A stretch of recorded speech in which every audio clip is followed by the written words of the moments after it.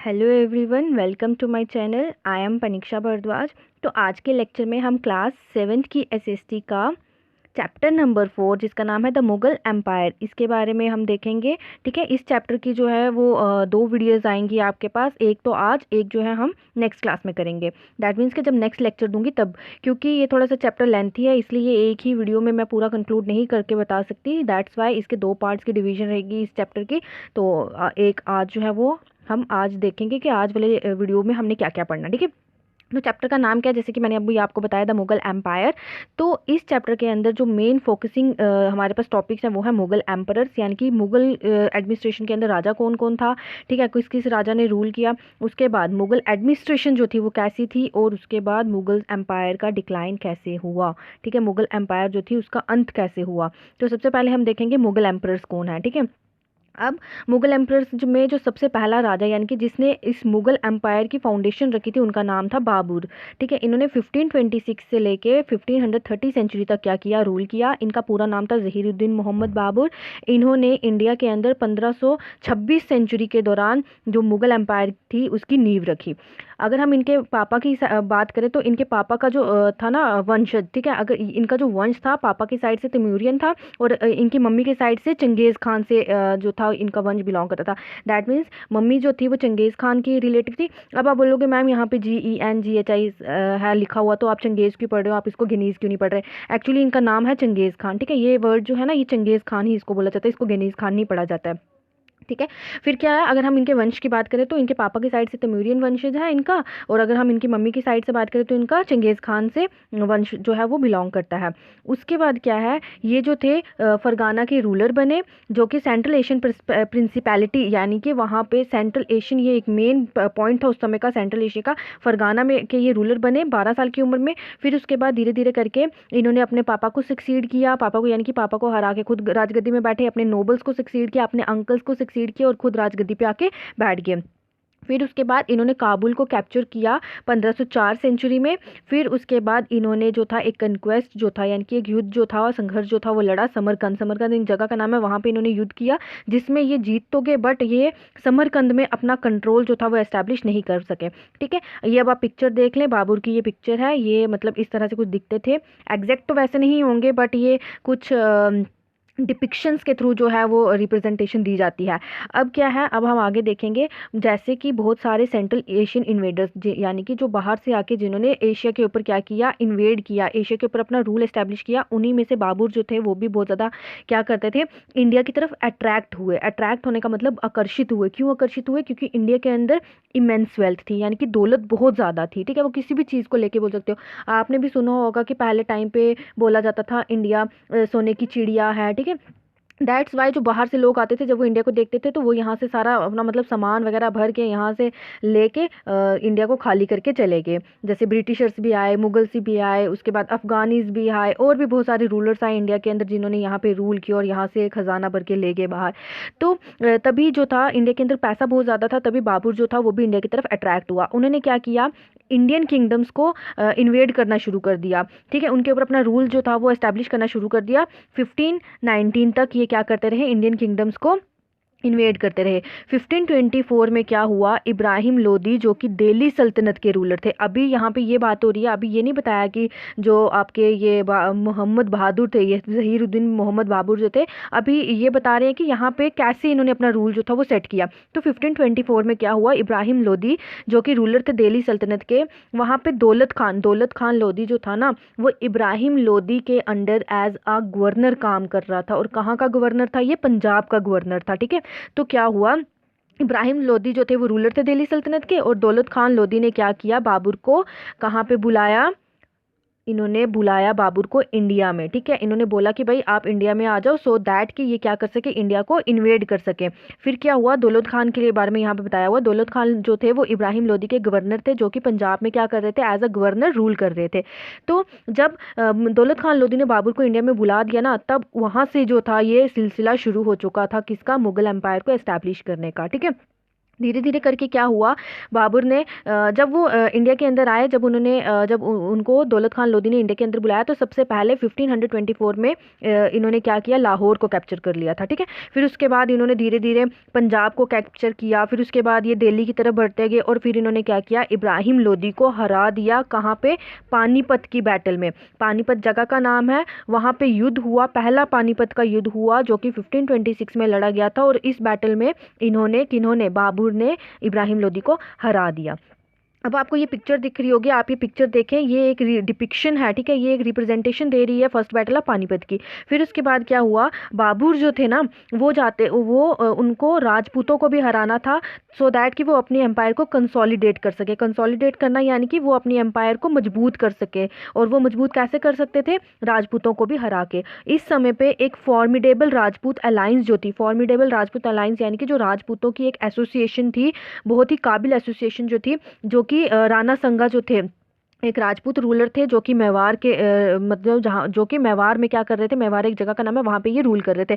तो इसके अंडर, राणा संगा के अंडर एक अलायंस थी, राजपूत अलायंस थी। अलायंस होती है एक ऐसी एसोसिएशन जो कि म्यूचुअल बेनिफिट्स के लिए बनाई जाती है, ठीक है, आपसी फायदों के लिए बनाई जाती है। तो राजपूत अलायंस जो थी, जो कि राणा संगा के अंडर जो थी वो काम कर रही थी, वो सामने आई किस समय पे, जब बाबर जो था वो ये कर रहा था कि वो राजपूतों को क्या करेगा, हराएगा, सो दैट कि वो अपनी एम्पायर को मजबूत कर सके। तो ये अलायंस, जो कि ये राजपूत अलायंस थी ना, ये बाबर के सामने इन्होंने क्या किया, युद्ध किया, जिसमें वो राजपूत अलायंस जो थी वो हार गई 1527 सेंचुरी में। कब, कहाँ पे हराया इनको, खानवा में। खानवा एक जगह का नाम है, यहाँ पे एक युद्ध हुआ था, और उस युद्ध में 1527 सेंचुरी में बाबर ने क्या किया, राजपूत अलायंस को हरा दिया।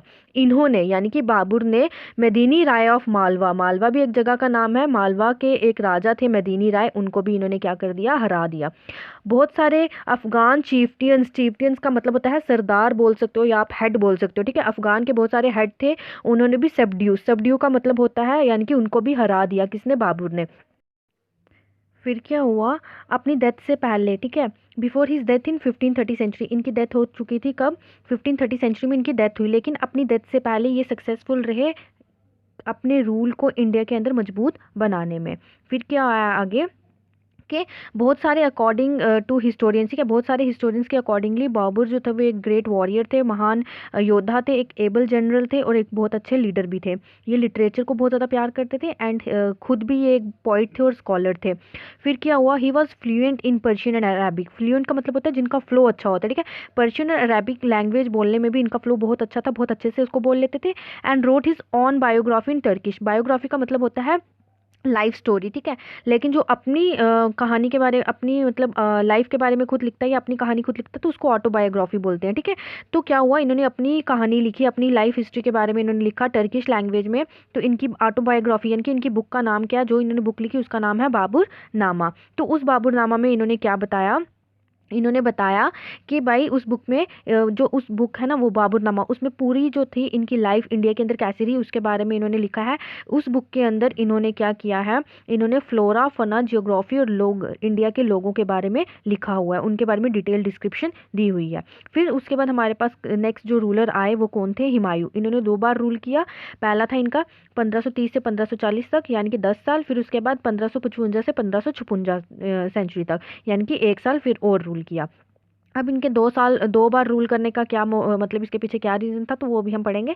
तो हुमायूं जो थे वो बादशाह बने बाबर की डेथ के बाद, जब बाबर की डेथ 1530 सेंचुरी में हो गई। जो मुगल रूलर्स थे ना वो ये टर्म यूज़ करते थे बादशाह, सो दैट कि वो क्या कर सकें, सुपीरियरिटी दिखा सकें। सुपीरियरिटी यानी कि अपने आप को ऊंचा दिखा सकें सुल्तान्स के आगे, ठीक है। सुल्तान्स में जो सुपीरियरिटी है ना उसको ये शो करने के लिए किसका यूज़ करते थे, बादशाह का। एज सुन एज, यानी कि जल्द ही क्या हुआ, जब पावर में आया कौन, हुमायूं, जब पावर में आ गए तो उन्होंने क्या किया, उन्होंने सबसे पहले बहादुर शाह जो थे गुजरात के रूलर, उनके साथ लड़ाई की, जो कि वेस्ट में है गुजरात, ठीक है, उनके साथ लड़ाई की और गुजरात पे कैप्चरिंग कर ली। फिर उसके बाद बिहार में, यानी कि ईस्ट वाली साइड बिहार में शेर खान जो थे रूलर, उनके साथ भी इन्होंने क्या किया, युद्ध किया। फिर हुमायूं जो थे वो बहादुर शाह के अगेंस्ट जो थे वो चल पड़े, एंड उन्होंने क्या किया, गुजरात और मालवा को कैप्चर कर लिया।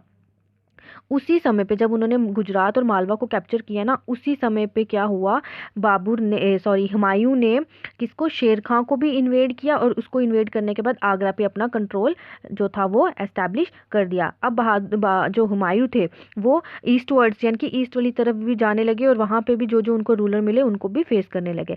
फिर बहादुर शाह जो थे उन मतलब कुछ वक्त रहते बहादुर शाह ने क्या किया, अपनी टेरिटरीज को वापस से रिकैप्चर कर लिया। ठीक है, जिसके ऊपर किसने, हुमायूं ने अपना कंट्रोल बना लिया था, यानी कि गुजरात और मालवा के ऊपर, जो कि किसकी, बहादुर शाह की क्या थी, टेरिटरीज थी जहाँ पे वो रूल कर रहे थे, तो उसके ऊपर हुमायूं ने कंट्रोल कर लिया था। लेकिन कुछ टाइम बाद जो बहादुर शाह थे उन्होंने वापस से अपनी टेरिटरीज को वापस से क्या कर लिया, कब्जे में ले लिया। देन क्या हुआ, शेर खां जो थे उन्होंने क्या किया, हुमायूं को हरा दिया चौसा के युद्ध में 1539 में। चौसा एक जगह का नाम है, वहाँ पे एक लड़ाई हुई, उस लड़ाई में शेर खान ने हुमायूं को हरा दिया। और साथ ही साथ में कन्नौज में भी एक लड़ाई हुई जो कि 1540 में हुई थी, और इसमें भी जो थे कौन, हुमायूं, वो हार गए। ठीक है, अपनी जो डिफीट यानी कि चौसा में हारने के बाद हुमायूं जो थे वो fled to Kabul and then to Persia. That means के फ्लेड का मतलब होता है भाग जाना।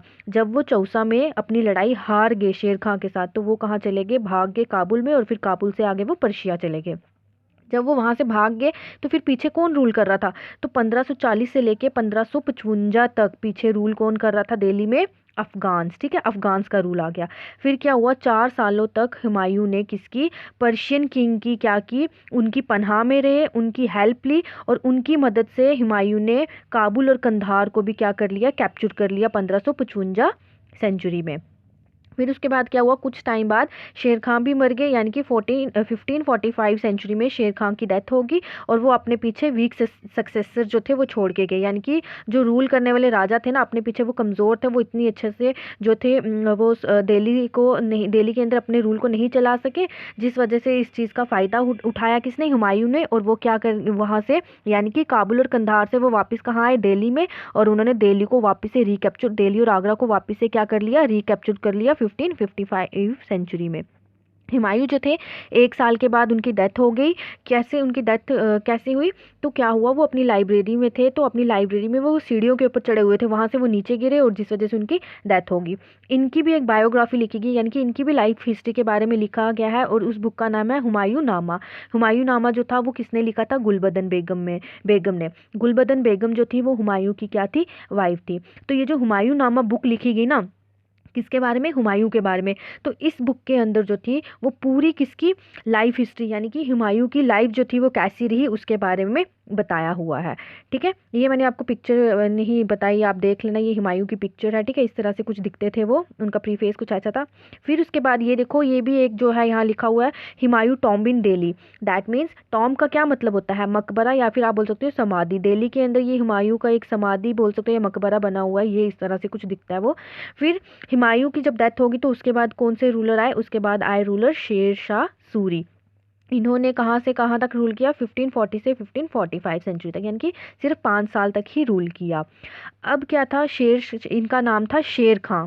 ठीक है, अभी हम लोग पीछे हमने पढ़ा ना, जो शेर खां जो क्या कर रहे थे, रूल कर रहे थे, कौन, शेर खां। जो कहाँ पे रूल कर रहे थे, जैसे कि मैंने अभी आपको बताया था, ये देखो, शेर खां जो थे वो उन्होंने चौसा में भी हराया हुमायूं को, और ये रूल कहाँ कर रहे थे, आगरा में, और साथ ही साथ में बिहार में भी ये रूल कर रहे थे। ठीक है, तो क्या हुआ, ये हुमायूं के बाद नहीं आए थे, ये हुमायूं के टाइम पीरियड के बीच में ही रहे। जब क्या हुआ, हुमायूं जब छोड़ के सब कुछ भाग गया था ना, उस बीच में इन्होंने क्या किया था, रूल किया था। तो इनको एक टाइटल मिल गया था जिसका नाम था शेर शाह सूरी। ठीक है, ये एक टाइटल मिला था जब इसने क्या किया, हुमायूं को हरा दिया ना। हुमायूं को हराने के बाद 1540 में ये क्या बने, ये राजगद्दी पे बैठ गए। फिर इन्होंने मतलब सिर्फ 5 सालों तक ही रूल किया, लेकिन इन्होंने उन 5 सालों में भी अपनी जो एम्पायर थी ना उसको बहुत ज़्यादा एक्सटेंड किया। यानी कि अगर आप वेस्ट की बात करो तो वेस्ट में इन्होंने झेलम तक अपना जो था, दैट मीन्स आप कह सकते हो वेस्ट से इन्होंने झेलम से लेके ईस्ट तक ब्रह्मपुत्र तक, यानी कि झेलम एक रिवर है, ब्रह्मपुत्र भी एक रिवर है, तो झेलम से लेके ब्रह्मपुत्र तक इन्होंने अपना रूल जो था एक्सपैंड किया, अपनी टेरिटरी एक्सपैंड की। और साथ ही साथ में नॉर्थ और साउथ की अगर हम बात करें तो हिमालय से लेके नर्मदा रिवर तक इन्होंने अपना रूल जो था वो क्या किया, बढ़ाया। अपने रूल के दौरान, यानी कि जब इनका रूल चल रहा था या जब ये राजा बने हुए थे, तो उस दौरान इन्होंने एक एडमिनिस्ट्रेटिव सिस्टम जो था ना वो बहुत ही अच्छा बनाया। ठीक है, एडमिनिस्ट्रेटिव सिस्टम में इन्होंने एक स्ट्रॉन्ग आर्मी जो थी उसको सेटअप किया, और साथ ही साथ में इन्होंने लोगों के भले के लिए भी बहुत अच्छे कदम उठाए। ठीक है, उनको लोग कौन से, पीजेंट्री यानी कि किसानों के लिए। ठीक है, किसानों के लिए उन्होंने बहुत अच्छे कदम जो थे वो उठाए, बहुत अच्छी रिफॉर्म जो थी, चेंजेस जो थे वो लाए। फिर उसके बाद शेर शाह सूरी कह सकते हो आप, या शेर खां बोल सकते हो। ठीक है, इन्होंने क्या किया, ग्रैंड ट्रंक रोड जो था इसको भी बिल्ड किया, यानी कि बनाया अपने टाइम पीरियड के दौरान, जिसको सड़क ए आजम बोला जाता था उस समय पे। आजकल तो है वो ग्रैंड ट्रंक रोड के नाम से जाना जाता है। और ग्रैंड ट्रंक रोड है क्या, ये एशिया की एक बहुत ही बड़ी, आप बोल सकते हो एक बहुत बड़ी लॉन्गेस्ट मेजर रोड है, और बहुत ही पुरानी रोड है।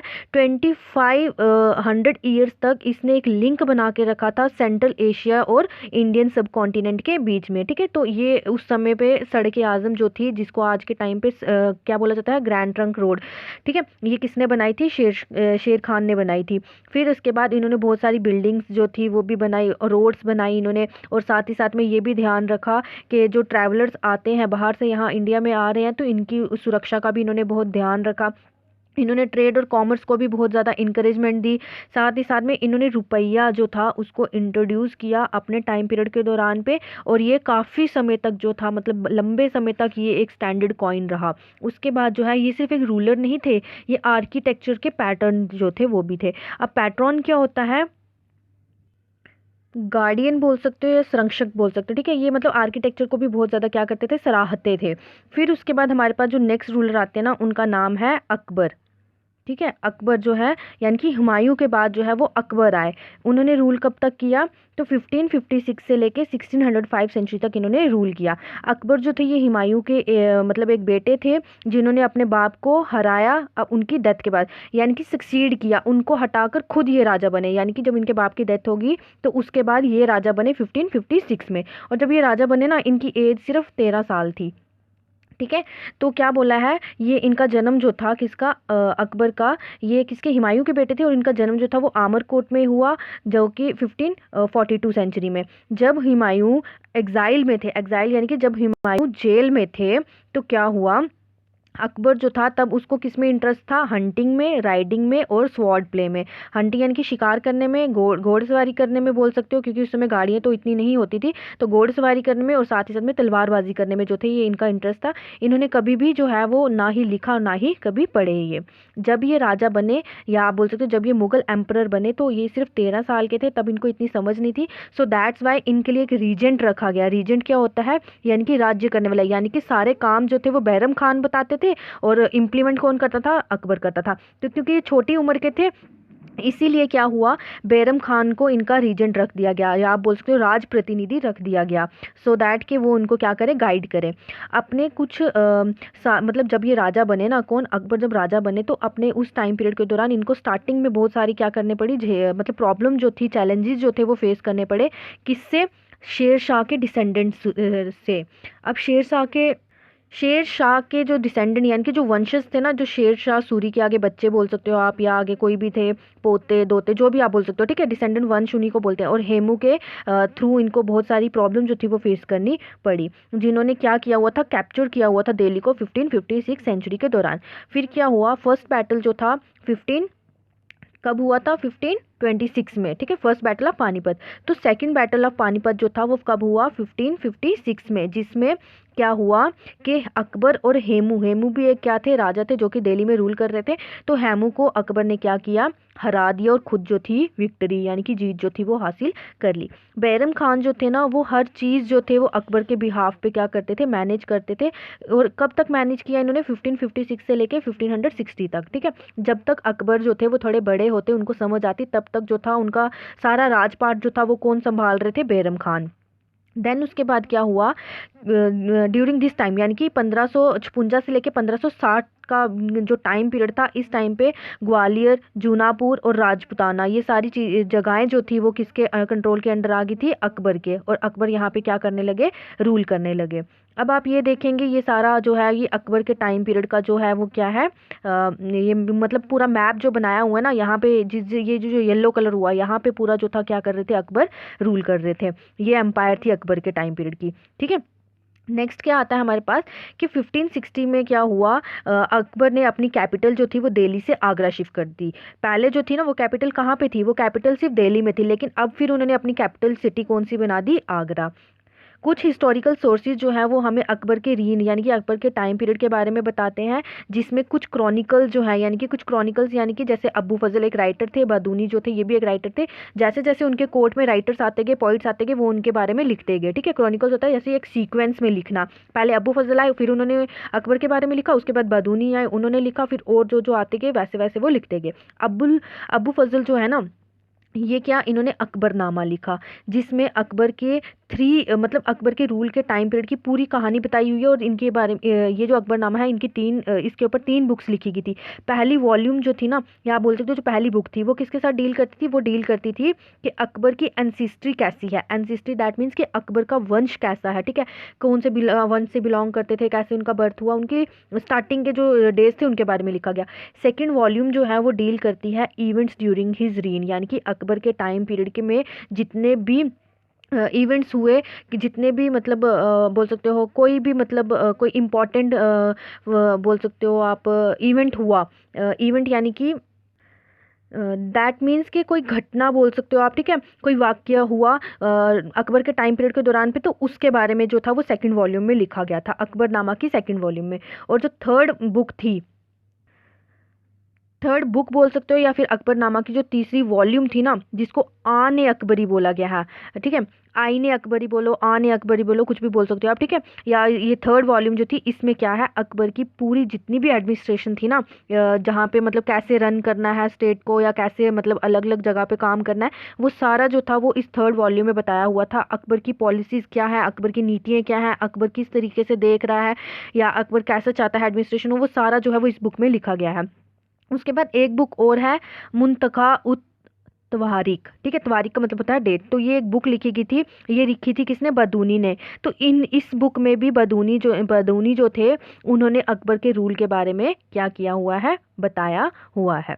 फिर उसके बाद आ जाता है टेरिटोरियल एक्सपेंशन। टेरिटोरियल एक्सपेंशन यानी कि कितनी जो थी एरियाज थे अपने अंडर इन्होंने कर लिए। एक्सपेंशन का मतलब होता है बढ़ा लिए। ठीक है, फिर क्या हुआ, अकबर जो था ना वो एक पॉलिसी को फॉलो करता था, एक नीति को फॉलो करता था, और वो था टेरिटोरियल एक्सपेंशन की। यानी कि वो चाहते थे कि वो उनकी टेरिटरीज जो है यानी कि वो अपने अंडर जो है वो बहुत सारी एरियाज को क्या कर लें, कवर कर लें। उन्होंने सबसे पहले राजपूत की टेरिटरी को अपने अंडर किया, मतलब दूसरे रीजन्स में जाने से पहले उन्होंने राजपूतों की टेरिटरीज को अपने अंडर करना शुरू कर दिया। 1561 सेंचुरी में क्या हुआ, मालवा जो था उसको कैप्चर कर लिया। फिर उसके बाद गोंदवाना को कैप्चर कर लिया 1564 में। गोंदवाना जो थे उन्होंने जो मतलब गोंदवाना के अंदर जो रूलर्स का मतलब रूल कर रहे थे, उन्होंने वापस से गोंदवाना को रिस्टोर कर लिया, यानी कि अपने अंडर कर लिया। मेवाड़ को कैप्चर कर लिया था 1568 सेंचुरी में। रणथोमबोर भी एक जगह का नाम है जिसको 1569 में कैप्चर कर लिया था। ये इस यानी कि 1570 सेंचुरी में, यानी कि नेक्स्ट ईयर बोल सकते हो, यानी कि 1570 सेंचुरी के दौरान जो मारवाड़, बीकानेर, जैसलमेर जो ये यहाँ के जो रूलर्स थे ना, उन्होंने खुद ही जाके अपने आप को क्या कर दिया था, सबमिशन कर दी थी। सबमिशन करना यानी कि खुद ही जाके उनकी मतलब आज्ञा का पालन किया, और अपनी टेरिटरीज जो थी वो किसको दे दी, अकबर के नाम कर दिया, अकबर को दे दी। अकबर जो थे उन्होंने फिर अपनी अटेंशन यानी कि अपना ध्यान जो था वो गुजरात की तरफ भी बढ़ाया। ये सब एरियाज कवर करने के बाद, अपने अंडर करने के बाद वो गुजरात की तरफ बढ़े। 1572 सेंचुरी में उन्होंने क्या किया, सूरत को अपने अंडर कर लिया, सारनल को अपने अंडर कर लिया, और इलाहाबाद को भी क्या कर लिया, कैप्चर कर लिया या अपने अंडर कर लिया। ये जो विक्ट्री थी ना गुजरात की, ये जो मतलब गुजरात को कैप्चर कर लिया मुगल के एरिया के अंदर, इस चीज़ से क्या हुआ, जब उन्होंने गुजरात को अपने अंडर कर लिया तो इस चीज़ से क्या हुआ, उन्होंने क्या किया, सीज यानी कि गुजरात के आसपास जितने भी समुद्र थे उनके ऊपर भी अपना कंट्रोल कर लिया, और साथ ही साथ में मैराटाइम ट्रेड के ऊपर भी कंट्रोल अपना जमा लिया। मैराटाइम ट्रेड यानी कि जो समुद्रों के द्वारा व्यापार किया जा रहा था ना, उसके ऊपर भी इन्होंने पूरी तरह से अपना कंट्रोल कर लिया। देन उसके बाद क्या हुआ, 1572 में जो सूरत, सरनार और इलाहाबाद, ये तो इन्होंने कैप्चर कर लिए थे। उसके बाद क्या हुआ था, फिर क्या हुआ, बंगाल को इन्होंने 1574 में हराया, काबुल को 1581 में, कश्मीर को 1586 सेंचुरी में। ये यहाँ पे इन्होंने अपने कंट्रोल जो थे वो क्या कर लिए, एस्टैब्लिश कर दिए। किसने, अकबर ने। जो टेकिन के कुछ पार्ट थे जैसे कि बैरार, खानदेश, अहमदनगर, ठीक है, ये भी अकबर के रूल के अंडर आ गए थे 1601 सेंचुरी में। ठीक है, ये सारी जगहें अगर आप देखोगे तो, आप ये मैप आपको मैंने अभी दिखाया था, ये सारी जो जगहें थी ना, यहाँ पे अकबर ने अपना कंट्रोल जो था वो एस्टैब्लिश कर दिया था। यहाँ पे पूरी तरह से कंट्रोल किसका था, जो था वो किसका था, अकबर का। फिर उसके बाद जो था मुगल एम्पायर जो थी ना, उसने अपनी एक इम्प्रेसिव एक्सपेंशन, यानी कि एक पूरी तरह से अपनी एक्सपेंशन जो थी वो बढ़ा दी थी। किसको लेके, टेरिटरी को लेके, या बोल सकते हो एरिया को लेके। जो सिटी थी ना फतेहपुर सीकरी, ये इसलिए बनाई गई सो दैट कि वहाँ पे गुजरात को कैप्चर जब किया था ना, उसके जब युद्ध किया गया था, उस युद्ध में अकबर जो था वो जीत चुका था, और उस युद्ध को जीत को बनाने के लिए फतेहपुर सीकरी को वहाँ पे एक सिटी बनाई गई, और वहाँ पे इस कन्क्वेस्ट को जो था वो सेलिब्रेट किया गया। उसके बाद आता है राजपूत के साथ क्या रिलेशंस थे, किसके, अकबर के। तो अकबर जो था उसको ये पता था कि भाई उसको राजपूत रूलर्स की बहुत ज़्यादा ज़रूरत है, सो दैट कि वो अपनी एम्पायर को मजबूत कर सके। उन्होंने क्या किया, वो उनकी ब्रेवरी को, किनकी, राजपूत की ब्रेवरी को, क्या ब्रेवरी यानी कि बहादुरता को, चिवलरी और करेज को वो क्या करते थे, इक्वल ट्रीट करते थे।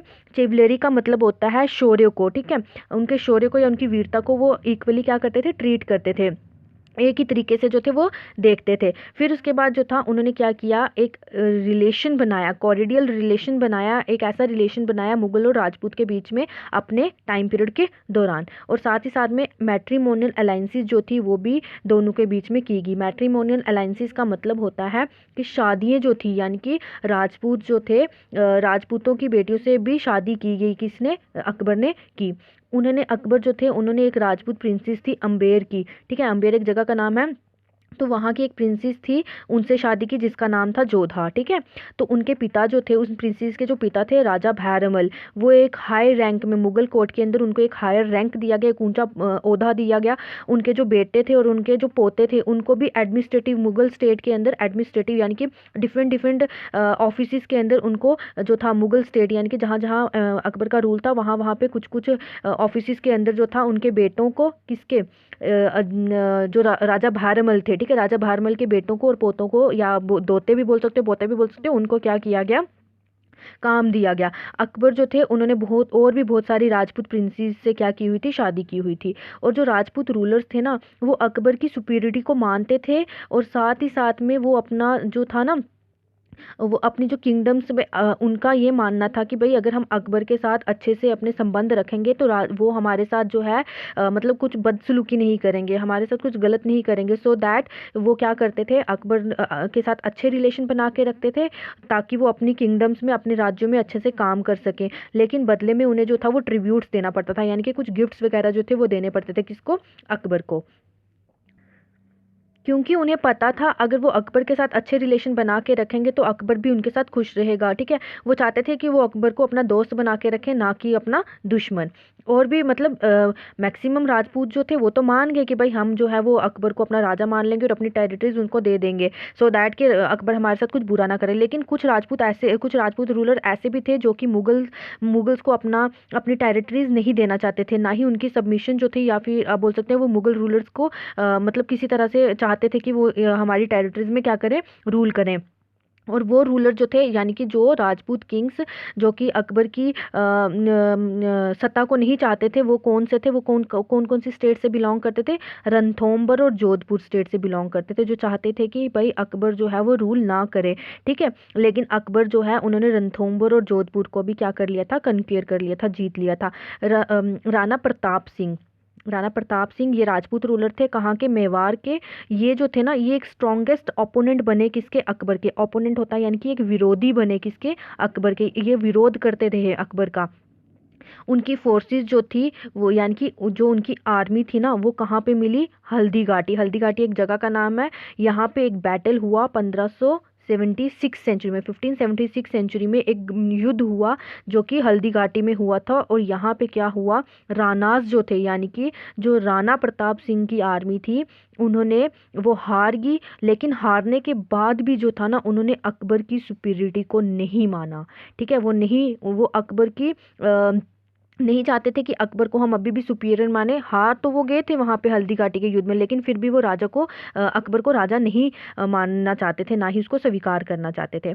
फिर क्या हुआ, बहुत सारे रूलर्स जो थे वो क्या होने लगे, मुगल रूलर्स के राजपूत रूलर जो थे वो मुगल रूलर्स के साथ अपनी एलाइज जो थी वो बनाने लगे और उनके क्लोज आने लगे, जिससे क्या हुआ, फ्यूजन हुआ। फ्यूजन का मतलब होता है दो डिफरेंट डिफरेंट संस्कृतियों का मेल हुआ। किस टाइम पीरियड के दौरान, अकबर के टाइम पीरियड के दौरान। राजपूत सपोर्ट जो था वो मुग़ल एम्पायर के लिए एक बहुत अच्छी चीज़ साबित हुई कि मुग़ल एम्पायर को एक मजबूत और एक अच्छी एम्पायर बनाने में, ठीक है, राजपूतों का ये सपोर्ट रहा। तो यहाँ तक हम आज रखते हैं। जो इसका रह गया है, जैसे ये नोबिलिटी वाला पोर्शन है और ये आगे भी इसका बहुत है, तो ये हम नेक्स्ट लेक्चर में करेंगे। आपको अगर मेरी वीडियो पसंद आई है तो आप इसको लाइक करें, शेयर करें एंड मेरे चैनल को सब्सक्राइब करना ना भूलें। ठीक है, अगर किसी को कोई डाउट होगा तो वो मुझे कमेंट सेक्शन में पूछ सकता है। Thank you and have a good day.